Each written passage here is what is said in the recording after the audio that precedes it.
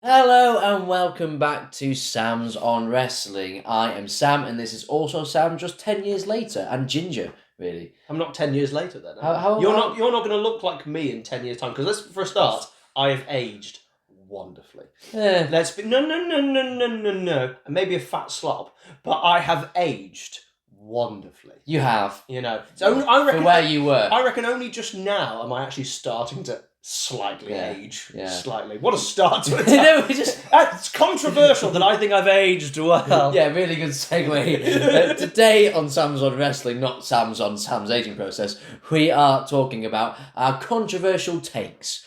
So takes is kind of in the name that may be quite controversial that you disagree with, but something that is potentially our opinion. Sometimes we do play devil's advocate with these things. We do it on behalf of you as well. We ask you to put your controversial takes in, give them on Twitter, put them in the things, and we will argue for you on behalf of us. We will do it for you. So ask you to start doing that from now on, please. Put your controversial takes in, and we might argue them on the channel. But always just take into account this is our opinion or devil's advocate, and just be respectful in the comments. Like, we'll have our opinions. It's a safe space. You know what I mean? It's wrestling. Like, let's not take it seriously. You might disagree. That's fine. But there's no need to. We're here because a lot of people say something and they get jumped on. It's like, you're allowed to have an opinion on a TV show. It's absolutely fine. And this is what we're trying to create. That safe space where you can say something that most disagree with, but it's your belief because it's a TV show. You're allowed to believe. The difference is you don't force your opinion onto somebody else. Exactly. You can debate in a civil way. But if you want to keep debating in a civil way with us, don't forget to like, share, and subscribe. So, Sam, I want you to kick this off.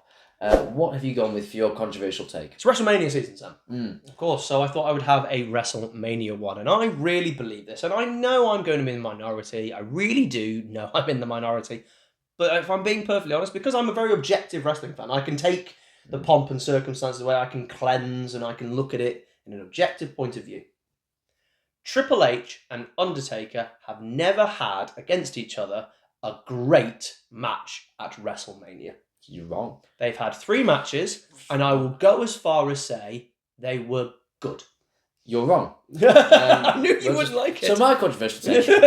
no, because, okay, so WrestleMania 17, I can get that because... No, so WrestleMania 17, genuinely, like, I have a problem with walk and brawl, is what we're going to call it. Literally, you walk around, a punch, Stone you Cold keep loves walking, you know, the Dudleys and TNA and people like that. People who can't work, these two can.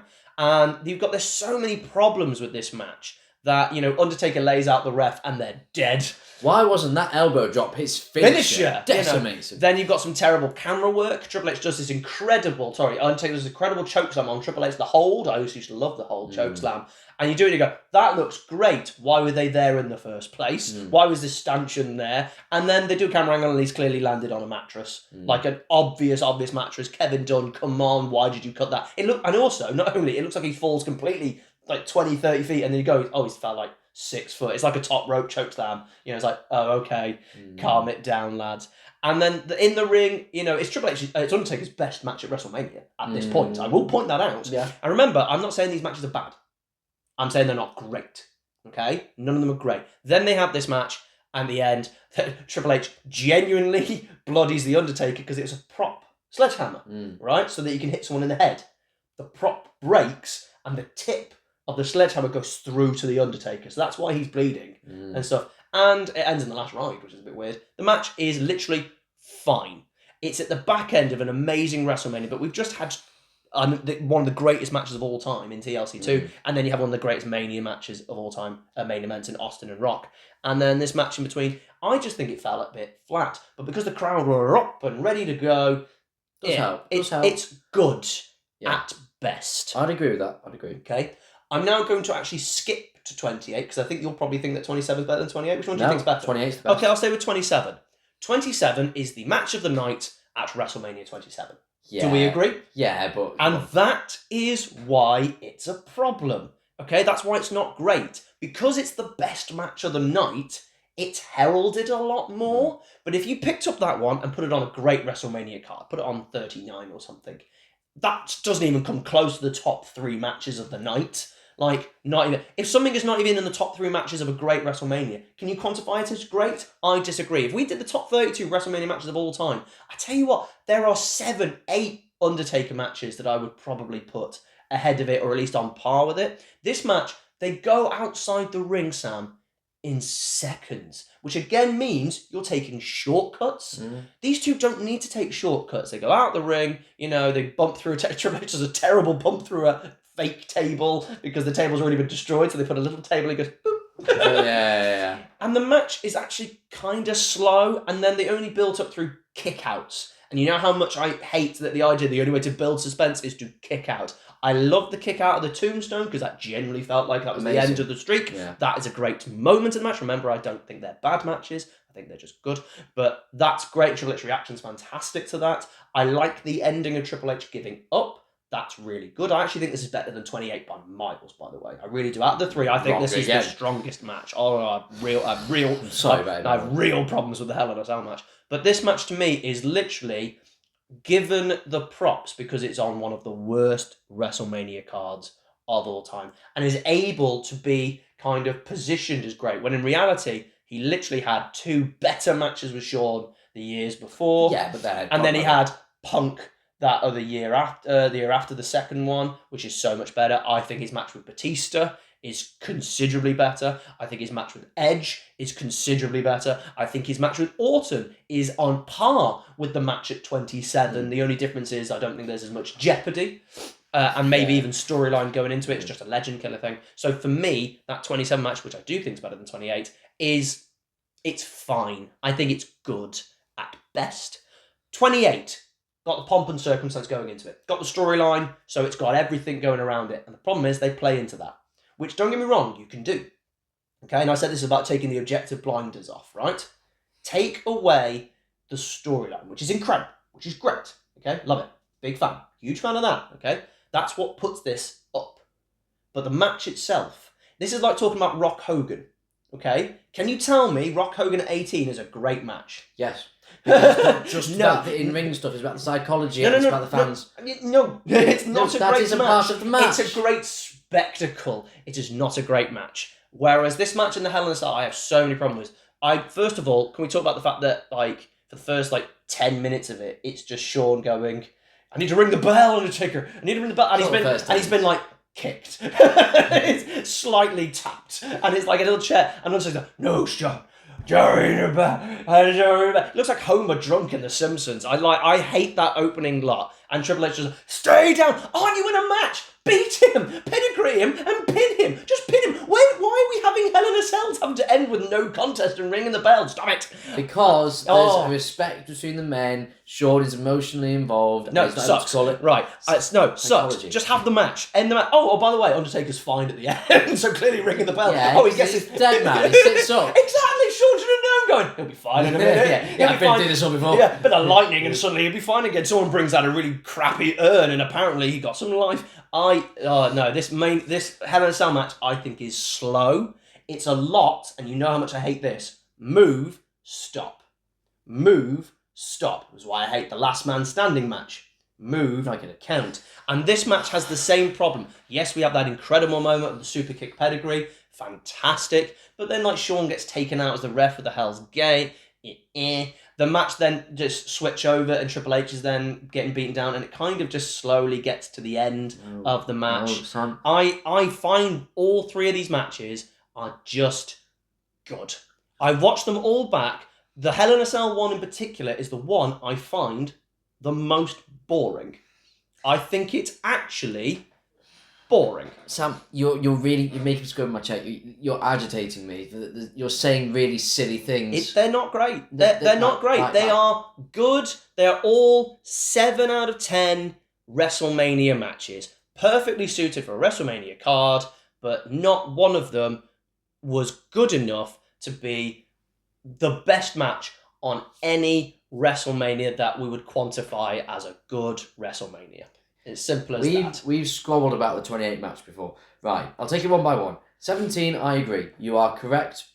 It's good, it's not great. The funny thing is, it is Undertaker's best match at that But point. at that point, that's not saying much. 27, I think, is really good. Like, you can maybe say maybe it's not the great tier. I think that's Therefore, it's really good, no, okay. great. Yeah, that's what I'm saying. So Yeah. I can say you can argue it, but I think it was great. But I really, argue. yeah, that 27 being so bad, and then this shining light turns up really helps. Well, no, I know it helps, but they've got great psychology. Undertaker being carried out. And as I said, that's why I think it's the better match. I think the ending is also a fantastic. Him nearly grabbing the sledgehammer. Oh, well, that ending is wonderful. It's a beautifully done ending, but I felt like I took ages to get to that. It was a different take match because it's got the opponent's actually decimating Undertaker. I agree with that. And really he's destroying Undertaker, and you see Undertaker's really sympathetic for the first time. And it's like Triple H is going too far, he's destroying him. The tombstone is masterful. You hadn't seen it before. I think the problem is there was about 20 minutes that I could have just done with that. And also, as I said, they do a lot of there's a lot of shortcuts. I hate shortcuts. I get it. I hate shortcuts. I get it. So I can maybe get on board with that. 28, I'm sorry, is wonderful. And maybe it's not your cup of tea. What do you think's the best matchup? Just out of, I'm just a curiosity, but as I interrupt him, because I generally think 27 better than 28. I think 28 is heralded because it's got more storyline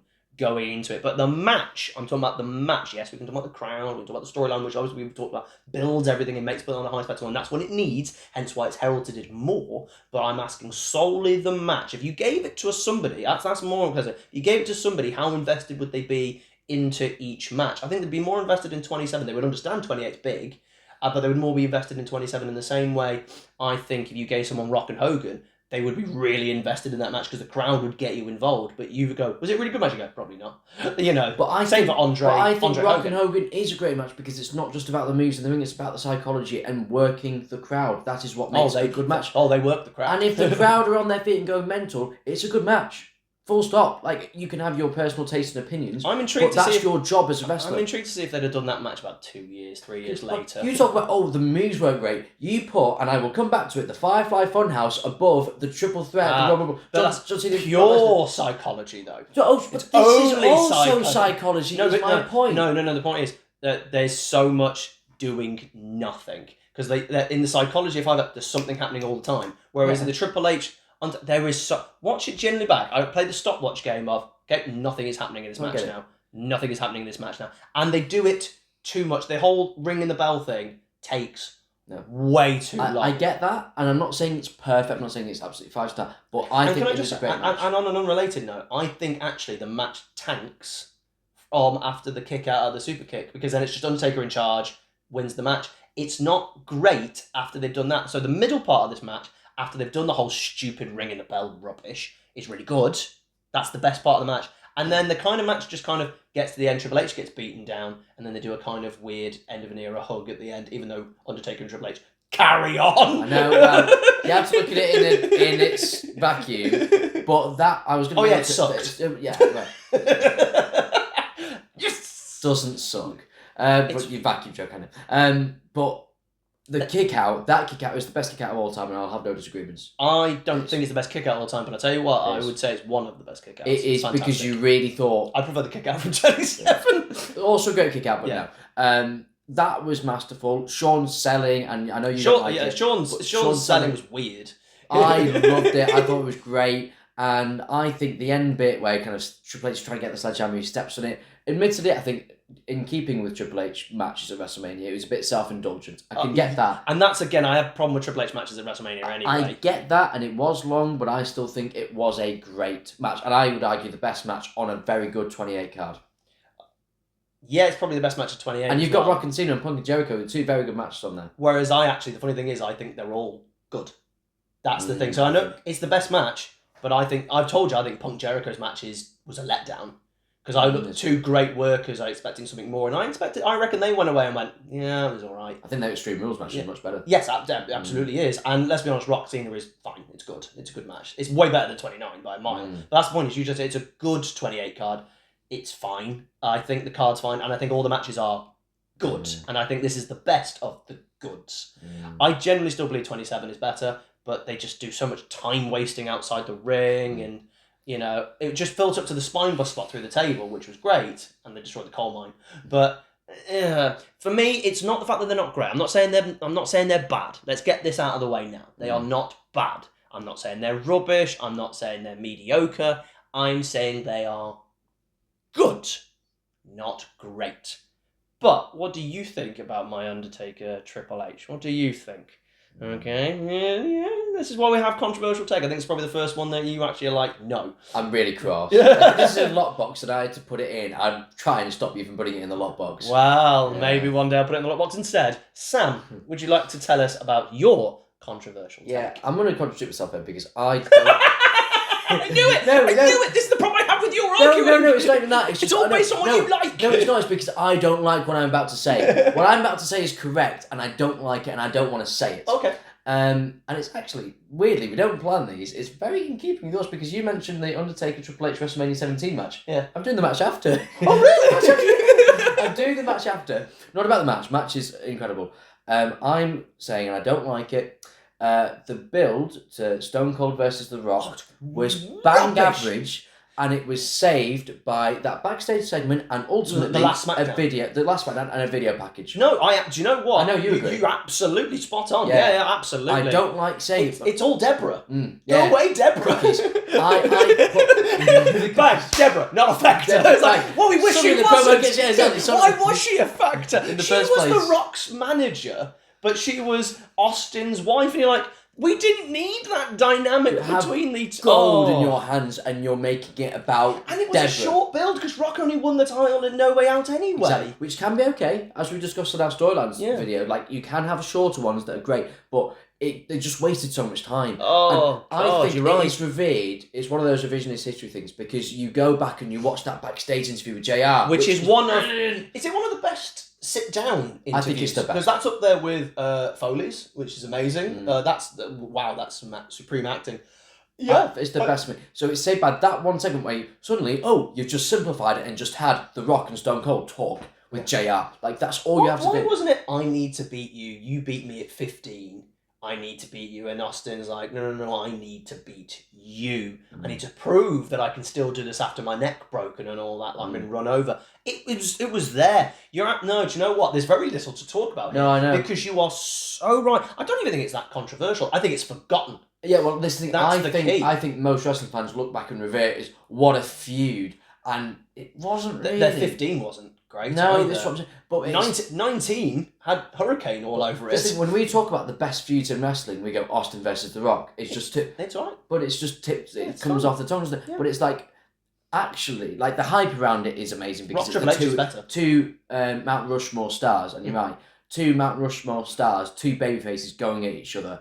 It was like the pinnacle of wrestling ultimately back in the Attitude Era. It really was. But if you look at the way it was booked and the story-line, because that promo is so brilliant, the best promo package for me. It's Austin's best promo work, I believe, because it was serious. Oh, I'm talking about the video package. The video package pretty much is all based around that one segment. They don't talk about Deborah much in the video package. Oh, that My Way. Wow. Wow, phenomenal. Amazing. Phenomenal. Because you look back at that with really rose-tinted glasses. I know we talk about that with the Attitude Era a lot. This is almost the pinnacle of it.